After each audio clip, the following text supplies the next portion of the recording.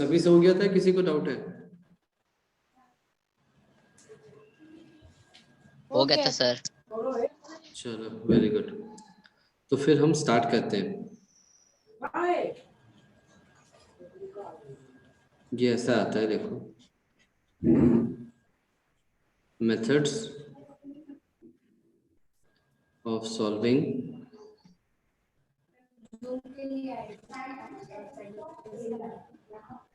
Pair of straight lines.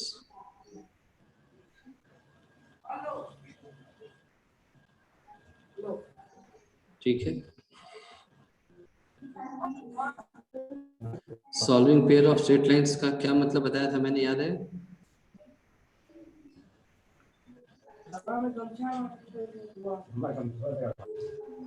Finding sir x और Y की value. X and Y, है ना। Solving pair of straight lines का मतलब होता है फाइंडिंग एक्स एंड वाई। ठीक है, तो इसको कैसे अप्रोच करते हैं? एक तो हो गया आपका ग्राफिकल मेथड, दूसरा हो जाएगा आपका अलजेब्रिक मेथड। ठीक है, अच्छा, अलजेब्रिक मेथड के 3 पार्ट्स होते हैं, 3 तरीके से हम करते हैं। पहला होता है सब्स्टिट्यूशन,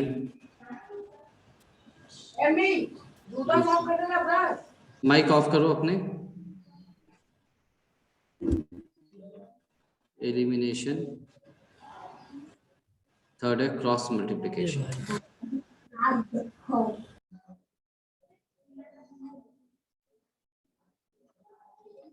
ठीक है, 3 पार्ट्स हैं आपके, है ना। तो किसी भी लीनियर इक्वेशन इन 2 वेरिएबल्स को सॉल्व करने के 2 तरीके हो गए। ठीक है, एक को बोलेंगे अपन ग्राफिकल, दूसरे को बोलेंगे अलजेब्रिक। ठीक है, अब जो अलजेब्रिक है उसके अंदर 3 पार्ट्स आते हैं, 3 तरीके से कर सकते हैं। पहला हुआ सब्स्टिट्यूशन, दूसरा हुआ एलिमिनेशन, और लास्ट है क्रॉस मल्टीप्लिकेशन। ठीक है, तो हम फर्स्ट मेथड को अप्रोच करते हैं।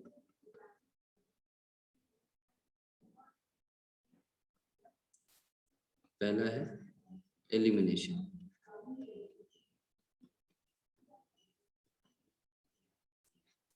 एलिमिनेशन का मतलब क्या हुआ कि जैसे आपके पास एक लीनियर इक्वेशन है, मान लो x plus y is equal to 2, ये एक लीनियर इक्वेशन है, इसको 1 मान लिया।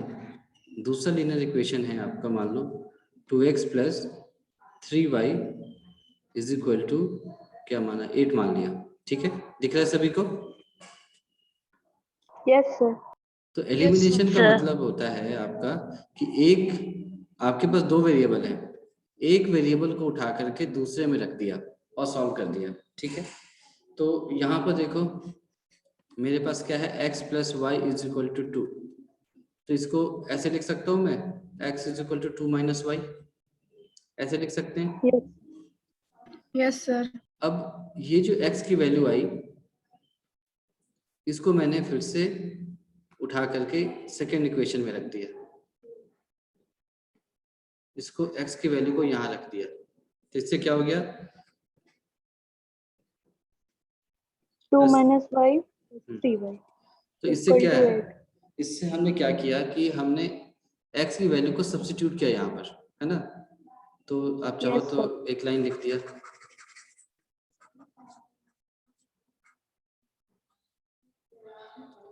Substitute value of x in equation 2, है ना। हमने क्या किया, वैल्यू ऑफ x को इक्वेशन 2 में सब्स्टिट्यूट कर दिया, तो इससे क्या हो जाएगा, 2 into 2 minus y plus 3y is equal to 8, तो 2 into 2 4 minus 2y plus 3y is equal to 8, तो यहाँ से y की वैल्यू 4 आ गई। ठीक है, ये दिख रहा है सभी को? Yes sir. है ना। हमने क्या किया कि 2 इक्वेशन से एक का वैल्यू दूसरे के टर्म्स में निकाल लिया, x को निकाल लिया y के टर्म्स में 2 माइनस वाई, ठीक है। अब इसको दूसरे इक्वेशन में सब्स्टिट्यूट कर दिया ताकि सिर्फ y के टर्म्स में सारा इक्वेशन आ जाए। तो वहां से मुझे y की वैल्यू मिल गई। x की वैल्यू निकाल लो दोनों में से, इसमें या इसमें कहीं पर भी y की वैल्यू रखो, x की वैल्यू निकल आएगी। तो मैंने रख दिया x प्लस वाई की जगह 4 इज इक्वल टू 2, तो यहाँ से x की वैल्यू क्या आ जाएगी -2, ठीक है। ये मेरा सॉल्यूशन है, ये दिख रहा है सर। हाँ बोलो सर हाँ बोलो। सर ये तो सब्स्टिट्यूशन मेथड हुआ ना? हाँ हाँ ये तो सब्स्टिट्यूशन मेथड हुआ ना सर? हाँ, आपने अच्छा एलिमिनेशन लिखा सॉरी है सॉरी ऊपर। सॉरी सॉरी, ये फर्स्ट मेथड है अपना। सर Yes, एक sir. बार और बता दीजिए, मैं हाँ। 12 डेट से ज्वाइन की हूँ। कोई बात नहीं, अपना ये फर्स्ट मेथड सब्स्टिट्यूशन है ना।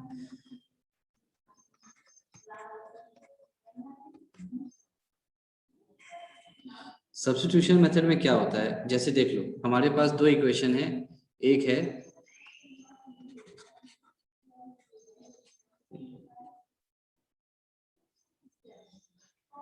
x plus y is equal to 2, ठीक है, और दूसरा क्या है 2x plus 3y is equal to 8, ठीक है।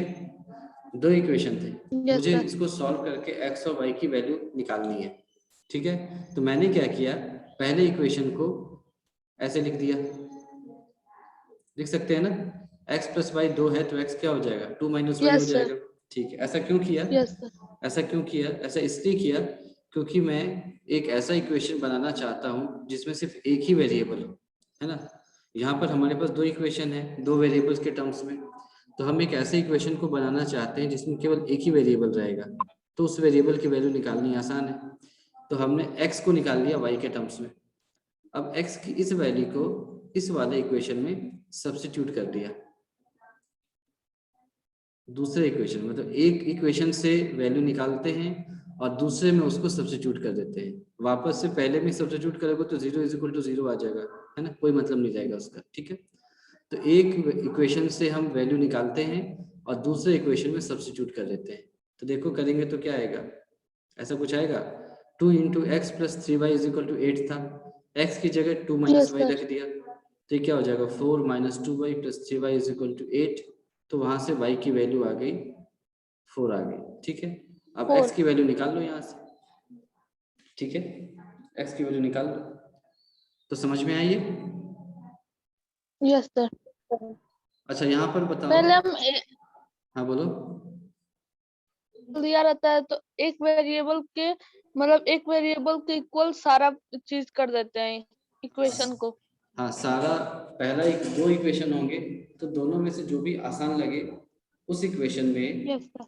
ऐसा कोई hard and fast rule is नहीं है। इक्वल टू कर देंगे। हाँ एक इक्वेशन में हम क्या करेंगे कि एक वेरिएबल की वैल्यू दूसरे वेरिएबल के टर्म्स में लिख देंगे, ठीक है, यानी x की Yes, वैल्यू sir. मुझे y के टर्म्स में मिल गई, अब इसको हम दूसरे वाले इक्वेशन में सब्स्टिट्यूट कर देंगे, तो सारा का सारा इक्वेशन y के टर्म्स में आ जाएगा, तो वहां से वैल्यू निकालनी Yes, क्या sir. है, आसान है, तो ये आ गया। Yes, अब sir. बताओ क्या x और y की और भी वैल्यूज आ सकती है या सिर्फ यही रहेगा, ये इकलौता वैल्यू है या और भी वैल्यूज आ सकती हैं x y की।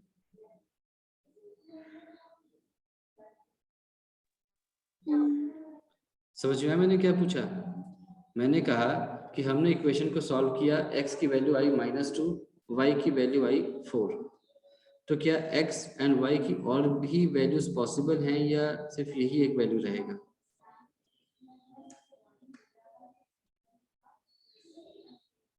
सर अगर हम लोग y की वैल्यू निकाले तब x की निकल सकती है। नहीं मैंने क्या कहा उसको ध्यान से सुनो, मैंने कहा कि मुझे दो इक्वेशन दिए थे, मैंने उसको सॉल्व किया, मेरे पास x -2 आया, y की वैल्यू 4 आई, अब इसके अलावा और भी वैल्यूज आ सकती हैं क्या इन्हीं दोनों इक्वेशन के लिए x और y की। सर उस मेथड से कि किसी और मेथड से निकाल दें। किसी भी मेथड से सर आ सकती है एकदम।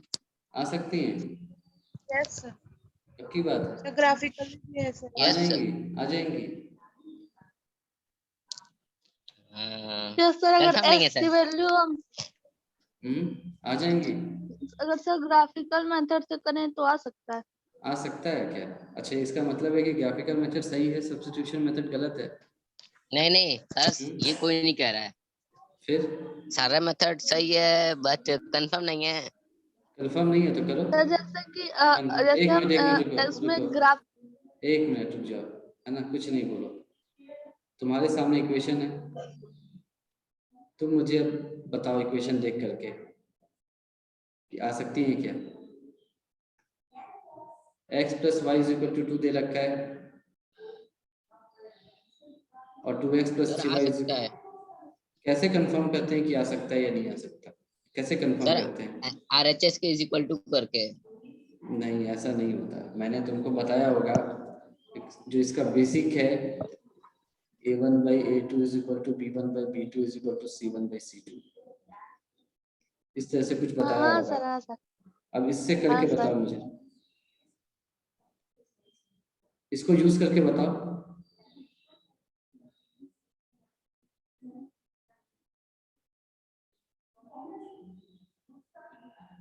इसको यूज करके बताओ क्या मिल रहा है रिजल्ट आपको। नो सर, एक ही सोल्यूशन आएगा, ये इंटरसेक्टिंग वाला है ना। इंटरसेक्टिंग है ये। एक ही आएगा। इंटरसेक्टिंग लाइन है। इंटरसेक्टिंग है तो एक ही आएगा। तो फिर अभी कैसे आ रहा था, ग्राफिकल मेथड से ज्यादा सॉल्यूशन कैसे ला रहे थे आप लोग। अरे सर, एक्स की वैल्यू 2-3 रख दे रहे थे ना, तो वाई वाला चेंज हो जा रहा था।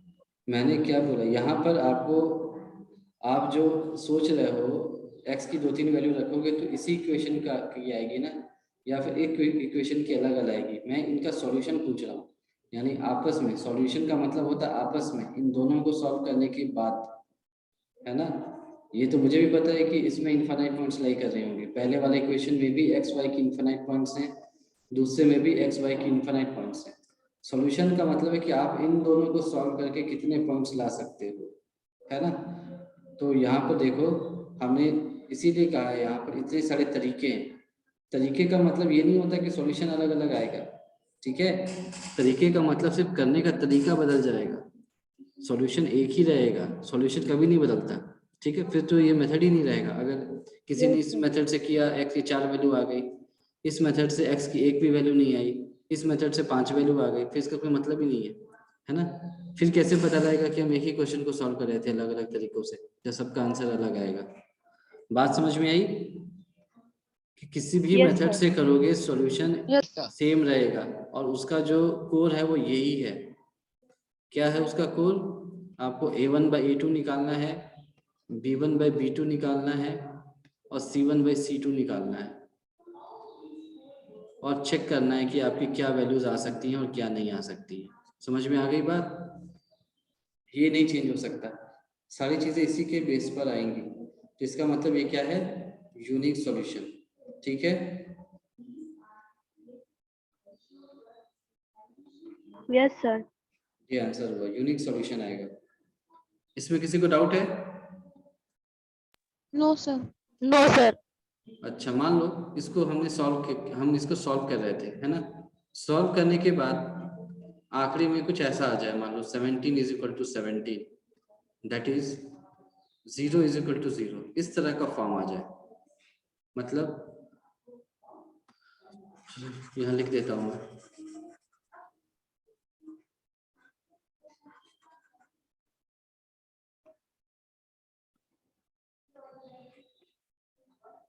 if after solving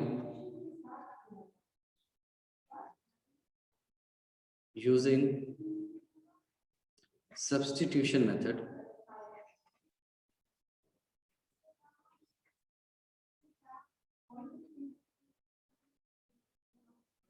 the variable gets cancelled। आपने इसको सॉल्व किया, वेरिएबल कैंसिल हो गया, मतलब कि यहाँ पर ये कुछ ऐसा हो जाता है कि ये 4 - 3y + 3y = समथिंग आ जाता है, ठीक है। ये दिख रहा है, Yes, sir. यहाँ पर मान लो किसी तरह से ये -2y की जगह -3y होता, अगर ऐसा होता तो -3y + 3y कैंसिल हो जाता, ठीक है। तो यही कह रहा है कि अगर मान लो इस क्वेश्चन के लिए नहीं, दूसरे किसी क्वेश्चन के लिए, if after solving using substitution method the variable gets cancel, तो उसके बाद क्या होगा, अगर वेरिएबल कैंसिल हो गया तो क्या होगा, then we might get some valid answer or some absurd answer. absurd का मतलब समझते हो? No, sir. No sir.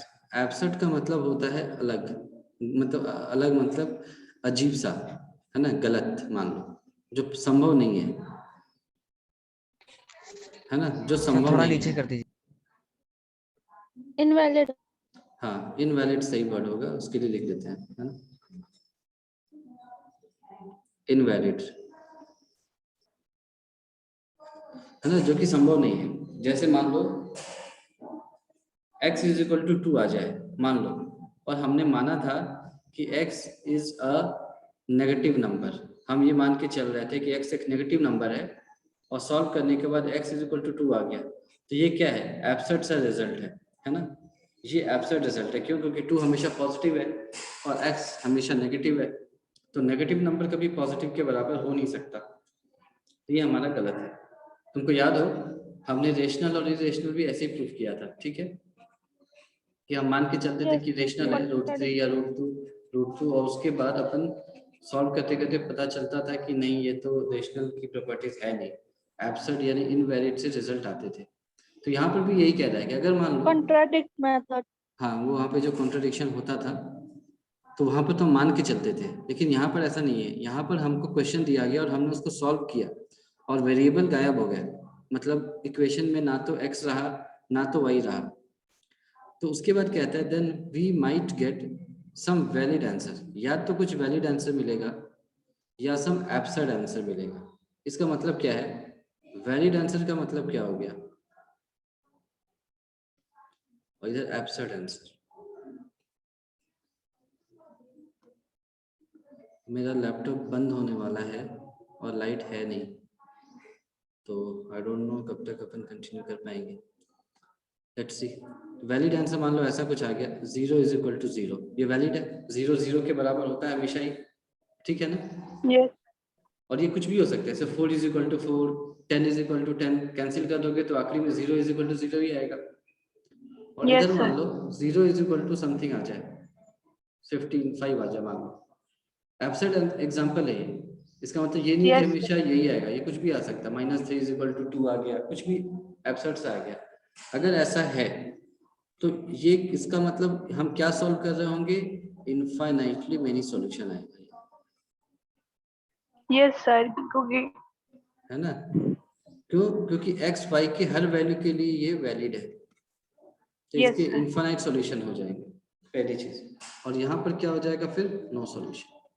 no no solution. Solution. तो ये बात क्लियर है बिल्कुल? Yes, sir. Yes sir. Sir एक बार फिर से बता दीजिए। एक मिनट सर वो वाला यहाँ- बता दीजिए। एक मिनट, ये मेरा लैपटॉप बंद हो सकता है, तो मैं मोबाइल पे भी खोल लेता हूँ, ताकि क्लास अगर डिस्कनेक्ट हो जाए तो मैं इस पे आ जाऊँ तुरंत। Just a second.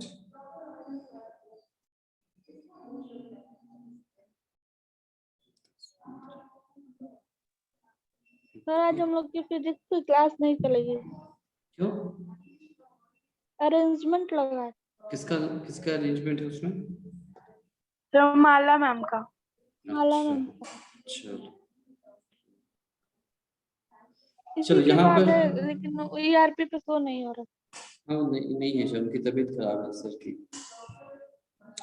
तो चलो ये देखो, ये समझ में आया यहाँ तक? इन Yes. वैलिड और एब्सर्ड का मतलब क्या होता है, ये समझ में आ गया, यस सर। है ना। Yes sir. तो हमने कहा वैलिड को जब सॉल्व करेंगे तो कुछ इस तरह से आ जाएगा, 0 इज इक्वल टू 0, उसका मतलब होगा इनफाइनाइटली मेनी सॉल्यूशन। क्यों? क्योंकि 0 इज इक्वल टू 0 का क्या मतलब है, कुछ भी वैल्यू रखो वो 0 ही दे रहा है, उसी 0 के is equal to equal है। 0 आ रहा है, हाँ। क्यों आप उसको सॉल्व नहीं कर पा रहे? क्यों नहीं सॉल्व कर पा रहे? क्योंकि हर पॉइंट पर वो आंसर देगा, हर पॉइंट पर देगा, यूनिक नहीं है, Yes, sir. हर पॉइंट पे सॉल्यूशन मिल रहा है, ठीक है। नो सॉल्यूशन का मतलब क्या हो गया, कुछ इस तरह का रहा होगा, आपने इन दोनों को इक्वेट कर दिया, Parallel. है ना। Parallel line. जैसे मान लो तुमको मैं ऐसे कहता हूँ x is equal to y है और 2x is equal to 2y है ना। तो एक तरह से एक ही इक्वेशन को दो तरह से लिखा गया है ना, हाँ कोइंसिडेंट। ठीक है। अब दोनों को सब्ट्रैक्ट कर लो, क्या आएगा, x is equal to y आ जाएगा, 0 और x Yes, is sir. Equal to y तो बराबर है, तो इनको कैंसिल किया जा सकता है, तो 0 इज इक्वल टू 0 आ गया, है ना। यस तो सर। यहाँ पर 2x होता, 3x 3y होता, 10x 10y होता, कुछ भी होता, ये आपको सेम रिजल्ट ही देता, ठीक है। 0 इज इक्वल टू 0, यानी इन्फिनिटली मेनी सॉल्यूशन। और यहाँ पर मान लो दो पैरेलल लाइंस हैं, आपस में कभी नहीं मिलेंगी, तुमने जबरदस्ती उनको पकड़ के बराबर करके सॉल्व कर दिया, तो जाहिर सी बात है लास्ट में तो कुछ उल्टे सीधे रिजल्ट ही देगा ना ये। जैसे तुम Yes, sir. किसी भी इरेशनल नंबर को रेशनल मान करके सॉल्व कर रहे थे, तो लास्ट में वो कुछ अजीब सा रिजल्ट दे रहा था, है ना। Yes sir. तो यहाँ पर भी ऐसा ही है, तुमको पता नहीं चला, मान लो तुमने दो लाइंस लिए, उसको सॉल्व कर दिया इक्वल करके, लेकिन वो इक्वल थे नहीं, तुमने सॉल्व कर दिया, तो जाहिर सी बात है आखिरी में जो रिजल्ट आएगा वो उल्टा सीधा आएगा, ठीक है। ये क्लियर है बात? Yes, sir. Yes sir. चलो, यस सर। तो ये अगर क्लियर है तो फिर हाँ बोलो।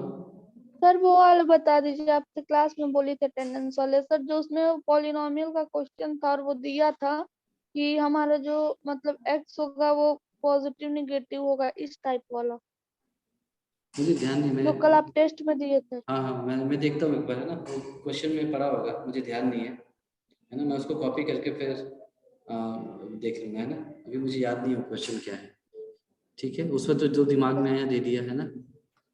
तो तुम्हारे ERP पे तुम देख सकते हो कि नहीं मुझे नहीं पता, पर मैं तो चेक कर सकता हूँ, उसमें क्विज में पढ़ा होगा, तो मैं वो चेक करके एक बार देख लूंगा, ठीक है। मैंने कहा ना कि इस चैप्टर को कंप्लीट करके फिर हम बहुत सारे क्वेश्चंस करेंगे तीनों चैप्टर्स के, ठीक है। उसके बाद ही मैं यूनिट 4 में आऊंगा, ओके सर। ठीक है। तो उस समय हम इस तरह के सारे क्वेश्चंस को करेंगे। चलो हम आ गए 3.3 में, सीधे एक्सरसाइज में आ गए, है ना। अब देखो इसमें पहला इक्वेशन ले लिया,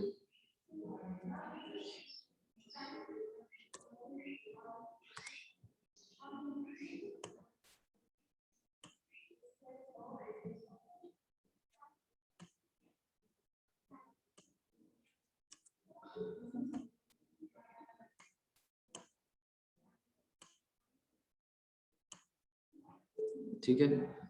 सॉल्यूशन,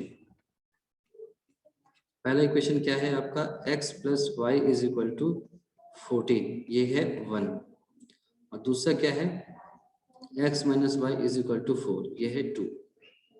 तो मैंने यहां से क्या बोला, x is equal to 4 plus y हो जाएगा, ठीक है ये। Yes, sir. Yes sir. अच्छा, इसको हमने सब्स्टिट्यूट कर दिया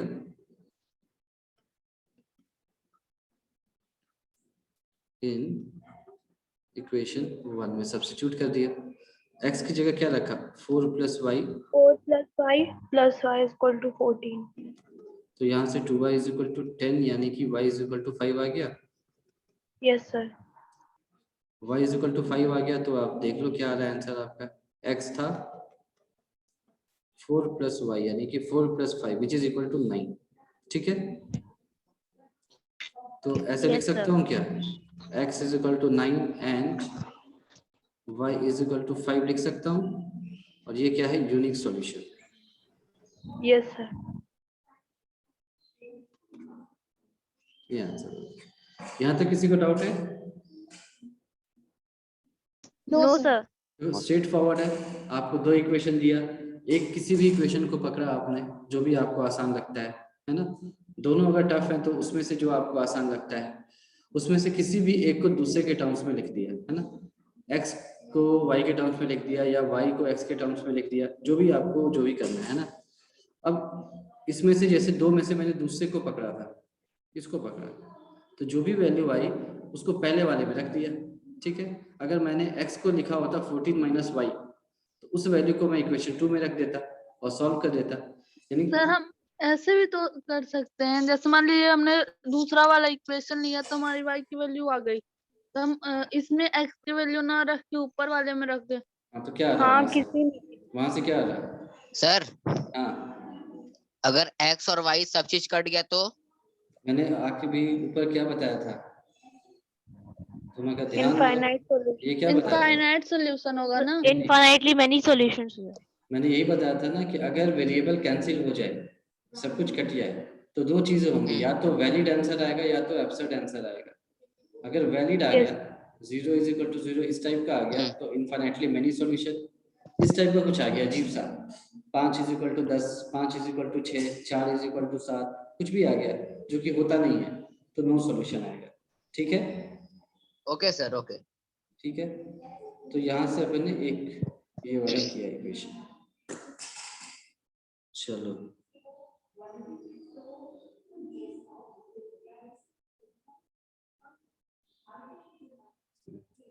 अब इसमें से मान लो क्वेश्चन नंबर 5 को उठाया जाए।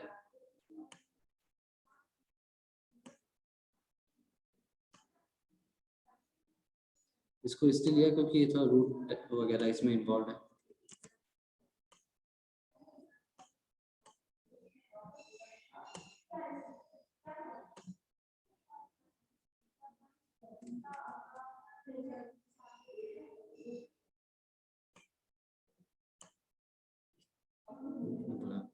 एक मिनट,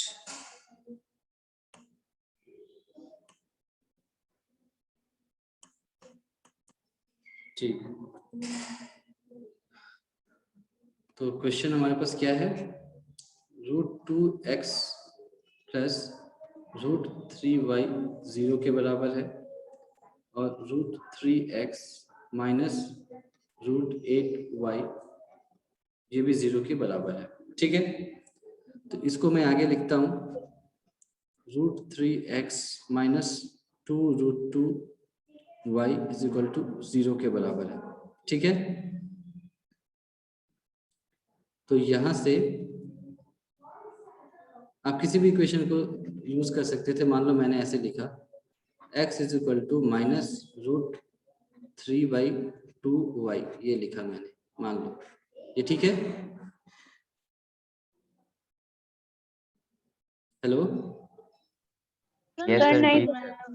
ये ठीक है ना? अरे यस x सर। को ऐसे लिख दिया, ठीक है। अब √3 x की जगह क्या लिख दिया, माइनस √3 ये √2 है ना, √2 Yes, sir. y minus 2√2y = 0। तो ये ऊपर से क्या आ जाएगा, माइनस 3/√2 माइनस 2√2y = 0, ये आ जाएगा। ठीक है, √3 × √3 क्या हो जाएगा, 3। अब हमने 3y √2 से सब कुछ मल्टीप्लाई कर दिया, तो ये क्या आ जाएगा, माइनस 3√2y माइनस 4y = 0, ये आ जाएगा। तो यहाँ से क्या आ रहा है, माइनस 3√2y = 4y, तो y कैंसिल हो जाएगा, 4 = माइनस 3√2 आएगा। आया क्या, देखो। No sir. ये तो सिर्फ सर्च का मल्टीप्लिकेशन है, इसमें कुछ भी दिमाग नहीं लगा। यहाँ तक सही है, यहाँ तक सर ठीक है। फिर से बता दीजिए।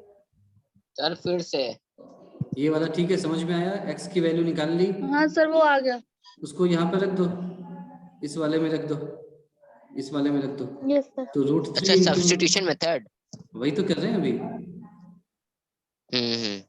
ये कर दिया। यहाँ तक ठीक है, ये समझ में आया। Yes sir. फिर मल्टीप्लाई कर दो, √3 × √3 क्या होगा, 3, तो माइनस 3y/√2, और ये तो ऑलरेडी ऐसे ही है, माइनस 2√2y।